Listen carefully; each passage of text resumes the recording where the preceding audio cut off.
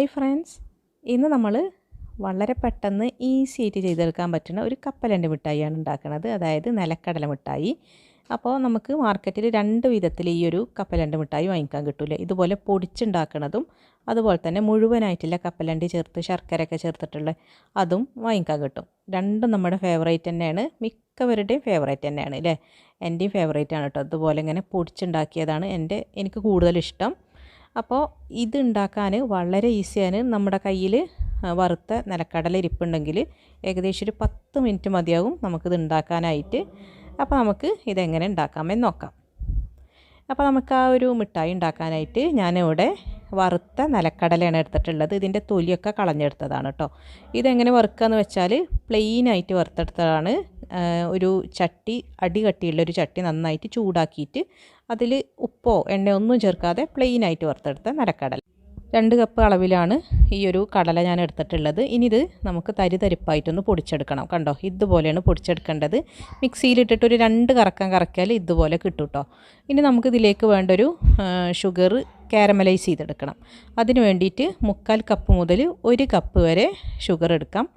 അത് നമുക്കൊരു പാനിലേക്ക് ഇട്ട് കൊടുക്കുക. നന്നായിട്ട് ചൂടാക്കിയെടുത്തൊരു പാനിലേക്കാണ് ഇട്ട് കൊടുക്കേണ്ടത്.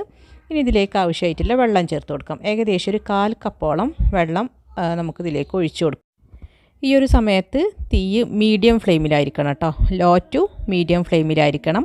ഹൈ ഫ്ലെയിമിലിട്ടിട്ട് ഈ പഞ്ചസാര കാരമലൈസ് ചെയ്തെടുക്കരുത്, പെട്ടെന്ന് തന്നെ കരിഞ്ഞു പോകും. അപ്പം ഇതിപ്പം അലിഞ്ഞ് വന്ന് തുടങ്ങിയിട്ടുണ്ട്. നല്ല ചൂടായ ചട്ടിയിലാണല്ലോ നമ്മൾ ഇട്ട് കൊടുത്തത്. അപ്പോൾ അലിഞ്ഞ് വന്ന് തുടങ്ങുമ്പോൾ, തിള വന്ന് തുടങ്ങുമ്പോൾ അതിലേക്ക് നമുക്കൊരു 1 ടീസ്പൂൺ നെയ്യ് ചേർത്ത് കൊടുക്കാം. അപ്പോൾ ഈ നെയ്യിൻ്റെ ഫ്ലേവർ ഇഷ്ടമല്ലാത്തവർക്ക് അത് അവോയ്ഡ് ചെയ്യാം കേട്ടോ. നമ്മൾ നല്ലൊരു ഫ്ലേവറായിരിക്കും ഇതിൽ കൂടെ നെയ്യും കൂടെ ചേർത്താൽ. ഇനി നല്ല മധുരമല്ലേ, അപ്പോൾ അതൊന്ന് ബാലൻസ് ചെയ്യാൻ വേണ്ടിയിട്ട് ഒരു നുള്ള് ഉപ്പും കൂടെ ചേർത്ത് കൊടുക്കാം. അപ്പോൾ അതും കൂടെ ചേർത്തിട്ട് നന്നായിട്ടൊന്ന് ഇളക്കി കൊടുക്കാം. ഈ സമയത്തൊക്കെ തീ ശ്രദ്ധിക്കണം, മീഡിയത്തിൽ തന്നെ ആവണം കേട്ടോ. ഇത് കണ്ടോ, നമ്മുടെ പഞ്ചസാര ഇവിടെ കളറ് മാറി തുടങ്ങിയിട്ടുണ്ട്.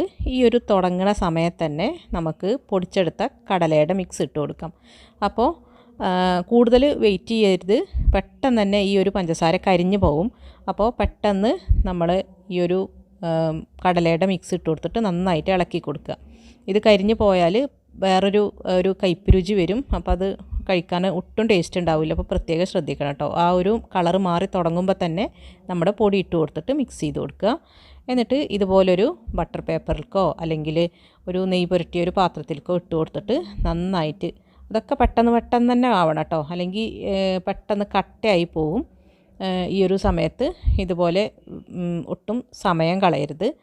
എന്നിട്ട് ഇട്ട് കൊടുത്തതിന് ശേഷം നമ്മൾ ചപ്പാത്തി ഒക്കെ പരത്തിയെടുക്കൂലേ, അതുകൊണ്ട് ഒന്ന് റോൾ ചെയ്ത് കൊടുക്കുക. ആ റോളർ വെച്ചിട്ട് ഒന്ന് പെട്ടെന്ന് തന്നെ റോൾ ചെയ്ത് കൊടുക്കുക, ഒരു ഷേപ്പ് കിട്ടാനായിട്ടാണ് കേട്ടോ. ഇത് കണ്ടോ, ഇതുപോലെ റോൾ ചെയ്ത് കൊടുക്കുക. അപ്പോൾ നമുക്ക് കറക്റ്റായിട്ടുള്ളൊരു ഷേപ്പ് കിട്ടും. ഇനി ഇത് നമുക്ക് ഏത് ഷേപ്പിലാണോ വേണ്ടത് അതുപോലെ തന്നെ മുറിച്ചെടുക്കും വേണം കേട്ടോ. ഈ ഒരു ചൂടോട് കൂടെ തന്നെ അതൊക്കെ ചെയ്യണം.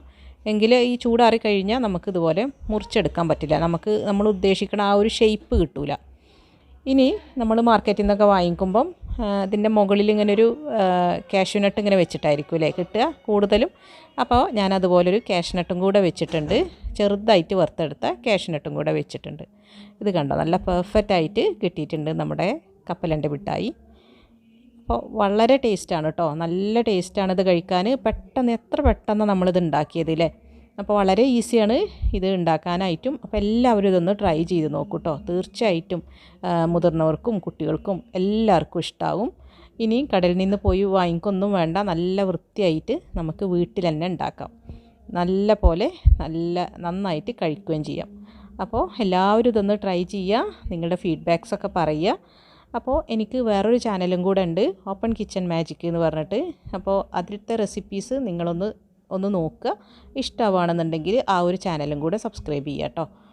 ഈ ഒരു ചാനൽ നിങ്ങൾക്ക് ഇഷ്ടമാണെന്നുണ്ടെങ്കിൽ ഇതും സബ്സ്ക്രൈബ് ചെയ്യുക. അപ്പോൾ ഇനി വീണ്ടും പുതിയ റെസിപ്പീസുമായി കാണാം. അതുവരെ താങ്ക് യു.